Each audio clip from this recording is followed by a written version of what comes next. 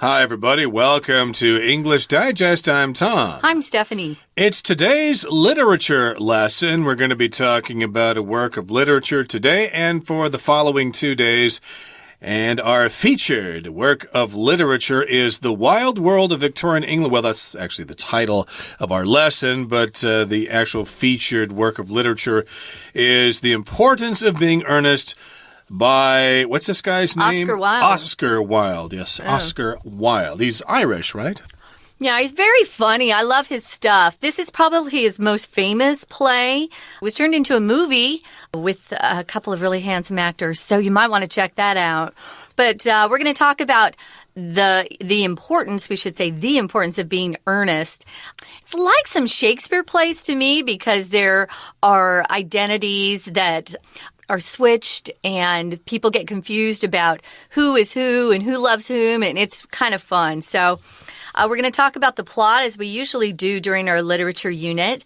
The next day we'll talk about Oscar Wilde himself. He was very funny, so if you can pick up a book about some of his writings, just his thoughts, they're funny. And then the last day, of course, we're going to talk about some of the themes inside the importance of being earnest. It is a stage play, though, and if you get the chance to go see it, because it's often put on stage because it's a classic, I would definitely recommend that you go and see it. It's fun.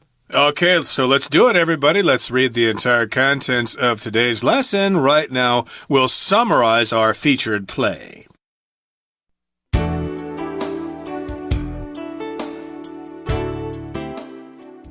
The play The Importance of Being Earnest is about two young gentlemen, Jack Worthing and Algernon Moncrief. Jack lives a respectable life in the English countryside with his 18-year-old ward, Cecily. However, he frequently leaves on trips claiming he needs to get his younger brother Ernest out of mischief. In fact, he's getting away from country life by visiting his friend Algernon in London. While there, Jack calls himself Ernest. Likewise, Algernon has a fictitious friend, Bunbury, whom he claims to be visiting in the country whenever he wants to avoid disagreeable situations. On one trip to London, Jack falls in love with Algernon's cousin, Gwendolen. Oddly, she has always wanted to marry a man named Ernest. Before they can marry, though, Jack must convince her mother, Lady Bracknell, that he comes from a suitable family. However, he reveals that as a baby, he'd been found in a handbag at Victoria Station and adopted. Unfortunately, Lady Bracknell will not agree to let Gwendolen marry someone whose social class is unknown. Meanwhile, Algernon visits Jack's house in the country and introduces himself to Cecily as Ernest. Cecily, already fascinated with the mysterious Ernest, falls in love with Algernon, and they become engaged. However, trouble arises when Gwendolen and Cecily meet at a tea party. After comparing stories, they think they've both agreed to marry the same man and clash over who has the prior claim to Ernest, while appearing to enjoy a proper Victorian tea party. Eventually, it is revealed that Cecily's tutor was the nanny who misplaced Lady Bracknell's nephew by losing him in a handbag. Therefore, Jack, whose real name is Ernest, is Algernon's older brother, and both couples are free to marry.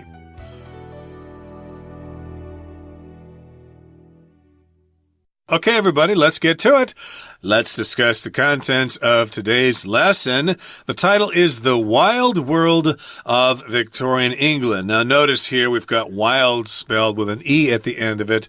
That's because the author himself spelled his name this way. That's his last name, but it's also a homonym for the word wild, W-I-L-D.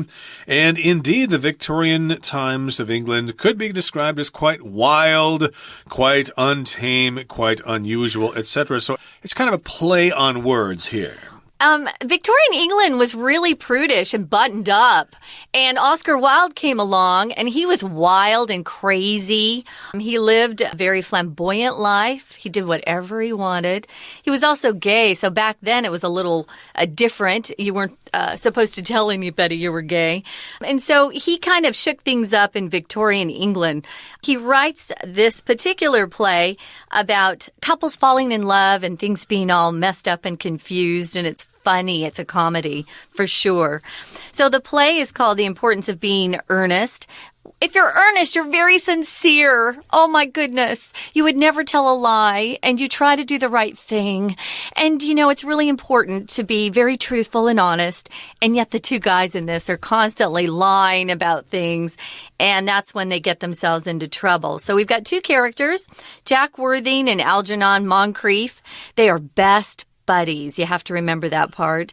Jack lives a respectable life in the English countryside with his 18-year-old ward, Cecily. We don't use that word so much these days, but a ward is a child that someone who's not related to them takes in, and they pay for their schooling, and they take care of their upbringing and make sure they are married off well.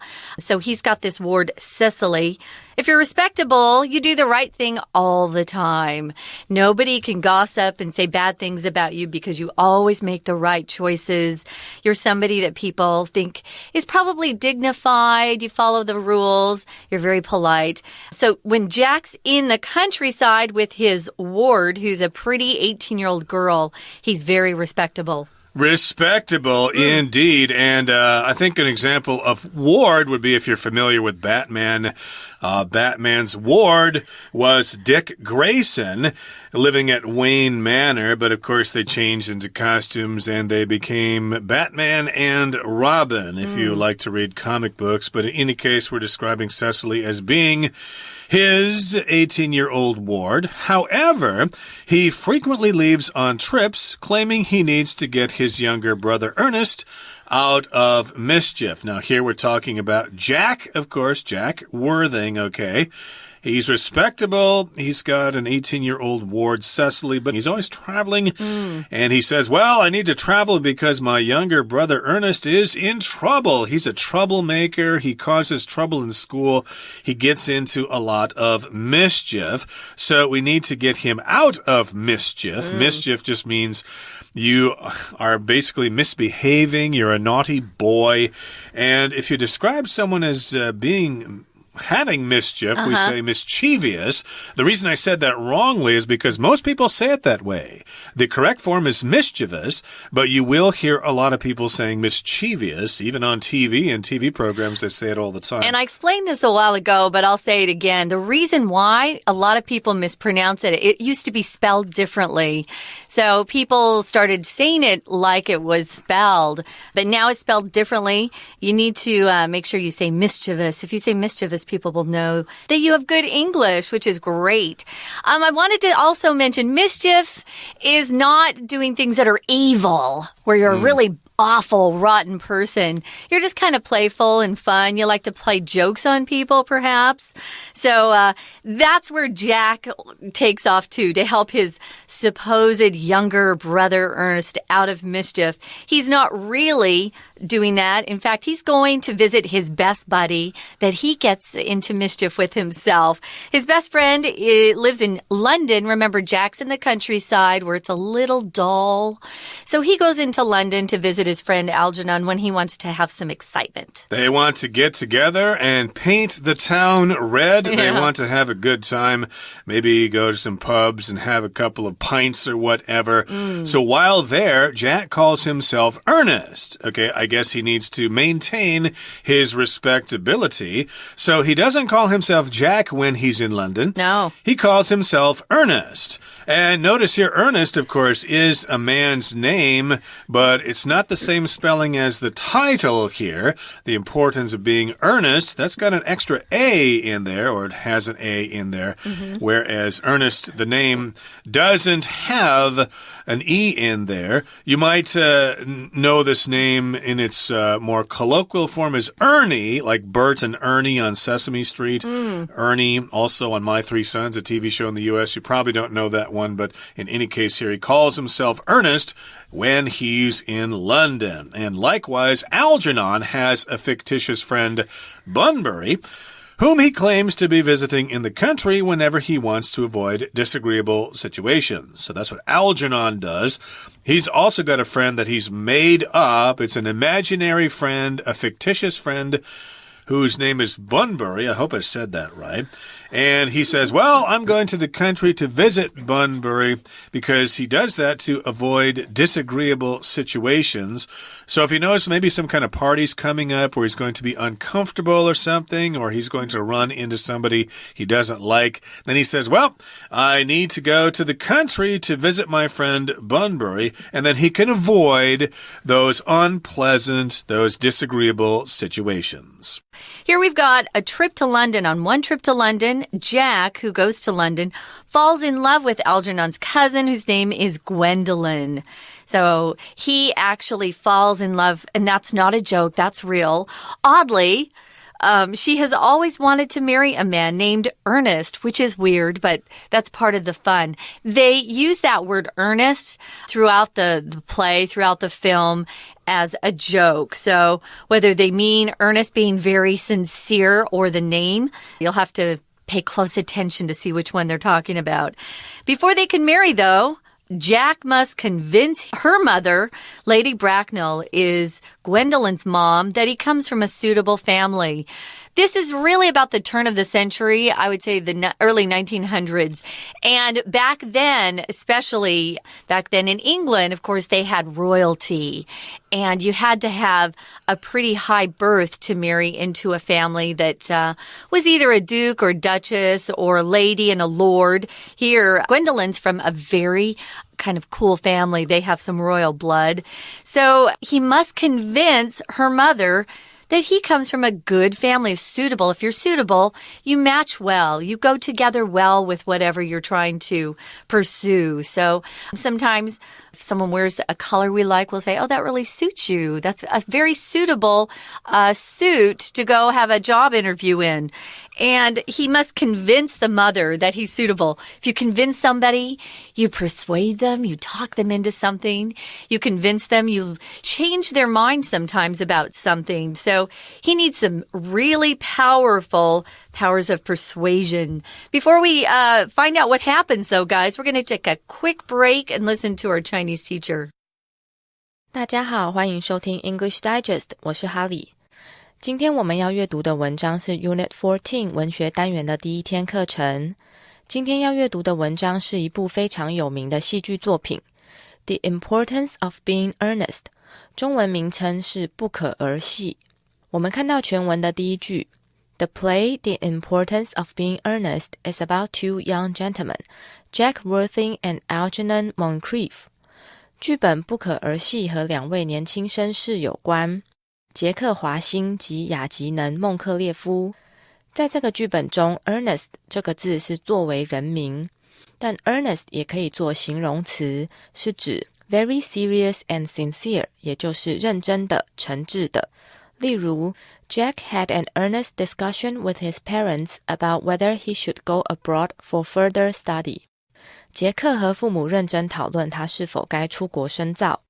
我们接着看第一段的第二句Jack lives a respectable life in the English countryside with his 18-year-old ward Cecily。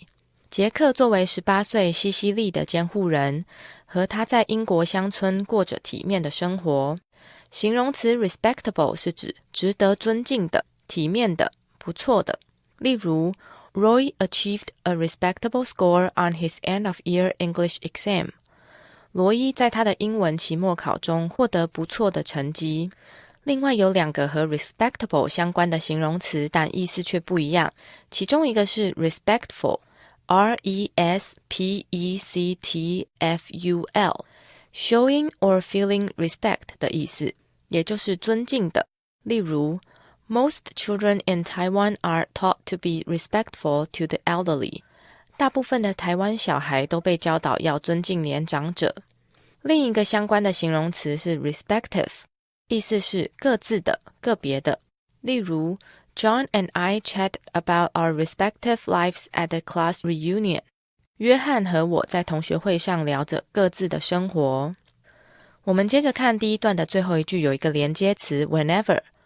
Whenever 是无论何时每当的意思，就相当于 every time， 可放句首后面接一完整句子，逗号，然后再接一完整句子，或是将 whenever 子句放在主要子句的后面，例如Whenever or every time I encounter a problem I can't solve by myself, I always turn to my parents for advice. 每当我遇到我无法自己解决的问题时，我总是会向我的父母征求建议。我们接着看第二段的第三句。Before they can marry, though, Jack must convince her mother, Lady Bracknell, that he comes from a suitable family.不过在他们可以结婚之前，杰克必须说服他的母亲巴拉克诺夫人，让她相信自己来自一个合适的家庭。动词 convince 是说服、使信服的意思。convince 常用的句型有 convince somebody of something， 例如 The accused man tried to convince the judge of his innocence。 这位被告男子试图说服法官他是无辜的。Convince somebody to do something. 例如 We tried to convince Tom to go to the party with us, but he was busy preparing for a test. 我们试着说服汤姆跟我们一起去派对，但他忙着准备考试。Convince somebody that 加主词加动词。例如 Peter tried to convince his parents that he was capable of making his own decision. 彼得试着说服父母他能够自行做决定。We're going to take a quick break. Stay tuned. We'll be right back.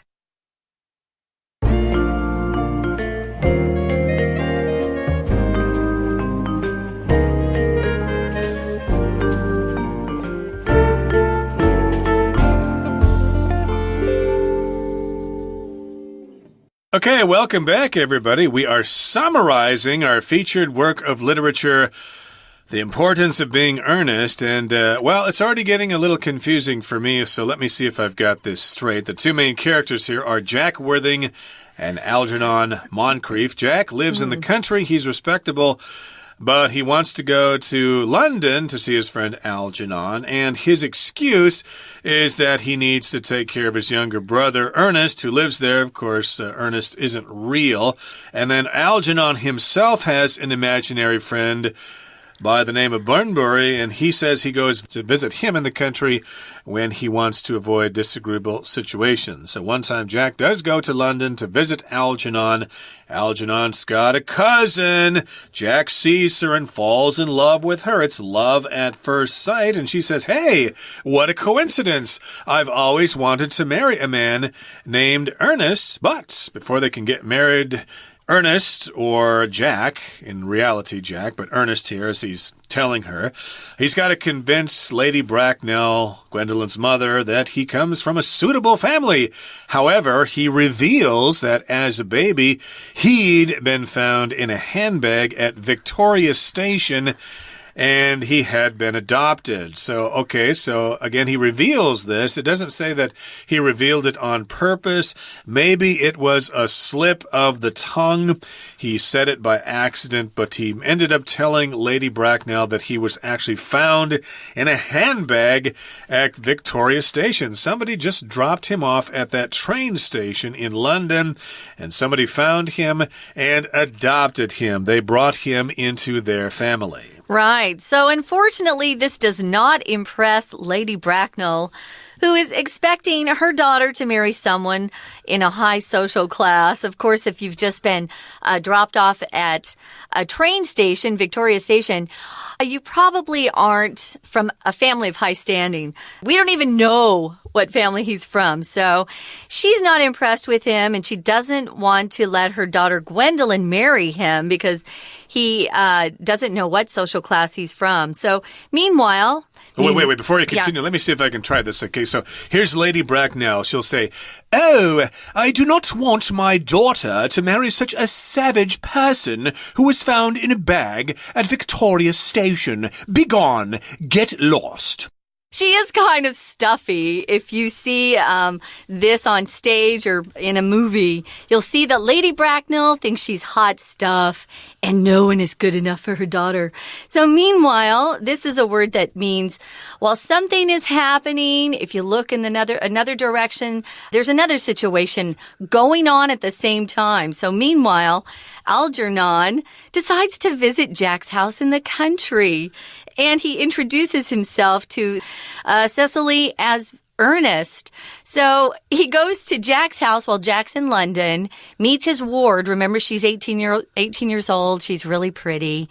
Her name is Cecily. And he says, "Hi, I'm Ernest." So she's thinking, oh, this is the guy that my guardian, I guess it's a guardian. Jack is the guardian of his ward. So this is Ernest that he goes into town to see. So she's completely snookered. She's completely fooled. And she's already fascinated with him because she hears stories about Ernest when Jack comes back home. Well, she falls in love with Algernon, and they become engaged. So if you're engaged, it means someone has asked you to marry them, and you decide, yes, we both love each other. We're going to get married. They haven't gotten married yet, but they are engaged. They are. So we've got two Ernests here, both Jack and Algernon. And what happens here, however, it says, trouble arises when Gwendolyn and Cecily meet at a tea party. Okay, they're having afternoon tea here with some Earl Grey tea and some scones and stuff like that. So trouble arises here. This is the verb to arise, which means it comes about. It becomes apparent. It becomes clear. Trouble happens, you could also say. Or occurs when trouble occurs. There you go. And Gwendolyn and Cecily is actually an island next to Italy there. Never mind. Cecily is the ward's name here. And they meet at a tea party. I don't think they know who each other is. And after comparing stories, they think they've both agreed to marry the same man. And they clash. They have a conflict. They have an argument over who has the prior claim to Ernest. And they have this clash while appearing to enjoy a proper Victorian tea party. So, of course, they have to behave themselves. They have to be upright and honest and proper and respectable at this tea party. They can't just come out and argue like people in America where they would just start arguing, or here in Taiwan, they would just come out and start arguing. But here they've got to maintain that face, they've got to maintain that, what do you call a shower? The appearance. Appearance, there you go. Appearance of respectability. So I'm sure the actual conversation they have with each other is quite interesting. They have to appear civilized, but at the same time, they're taking digs at each other. They're attacking each other. Insulting each other, yeah. Exactly. So of course, it's all based on a misunderstanding. They think Ernest is just one person when in fact it's two different people. And then further, their real names aren't really Ernest to begin with. So if you have anything that's considered to be proper, again, it just means it's done in its true form. You're following all the rules. So they were enjoying a proper Victorian tea party as they have this big fight. So eventually, after some time goes by, it's revealed that Cecily's tutor... a tutor is someone who comes to your home and teaches you. A lot of really wealthy people will, especially back in that time, this is a turn of the century, they would have governesses or tutors come to their home and teach them instead of having their kids go to a public school. Oh, heaven forbid. So it's revealed or shown that Cecily's tutor was the nanny who misplaced Lady Bracknell's nephew by losing him in a bag. So let's explain this. So Lady Bracknell had a nephew who was a newborn baby and just sort of disappeared one day. So it turns out that Jack actually is Lady Bracknell's nephew. So, which is very interesting because that means that Gwendolyn and Jack are related. Exactly. And it also means that Jack, his real name is Ernest, and Jack is actually... No, Ernest is really Jack. No, right. Ernest is really Jack, so Jack doesn't really exist anymore, but he's also, I guess, from a good family then, therefore. No, Jack is from a good family, yeah. It turns out that he's from a good family, so therefore Lady Bracknell will approve of him. Everything's all squared off here. Oh, wait. Look at that last line. It's hilarious. Yeah, it does say, therefore, Jack, whose real name is Ernest, is Algernon's older brother. It turns out they're actually brothers. And they're not just buddies who get together to cause mischief. And both couples are free to marry. They're not related to each other directly. Everyone is legitimate. Everybody approves of everybody else. They are related. But you know, back then, they would marry their cousins. We don't do that so much anymore. Yeah, I'm not quite sure exactly the relationship here. It's quite convoluted here. But it's an interesting story. It's mixed up. It's confusing. But hey, if you read it, I'm sure you'll be able to make sense of everything. Hopefully, we did a good job of making sense of it ourselves. Okay, that brings us to the end of our lesson for today. It's time now to listen to our Chinese teacher. 我们接着看到第3段的第2句有一个形容词 engaged， 意思是订婚的，名词是 engagement， E-N-G-A-G-E-M-E-N-T。Be engaged to somebody 或是 get engaged to somebody 就是指和某人订婚的意思。Mary was engaged to Paul last week, and we congratulated them on their engagement. 玛丽上星期和保罗订婚，我们恭喜他们订婚了。Engaged 可做动词用，有从事的意思。Engaged in doing something 就是指从事某事，忙着做某事的意思。例如Jessica has recently been engaging in pro-environmental activities like protecting endangered species. 杰西卡最近忙着保护环境的活动，像是保护濒临绝种的物种。我们看到文章最后一段第1句中的 it 是虚主词，代替后面的 that 名词子句，指 that 子句这件事被揭露。类似的用法还有 it is said that, it is reported that, it is believed that 加主词加动词。例如In some cultures, it is believed that people who eat all the food on their plate are rude. 在有些文化，吃完盘子上所有食物的人会被认为是无礼的。以上就是今天的课程，谢谢大家收听。That's it, guys. This is day 1 of our literature unit. In our next program, we're going to be talking about the great Oscar Wilde.He had a very interesting life, and he wrote a lot of wonderful things, several of which are classics today. So I once did a report on him, I think in junior high. He's a very interesting guy.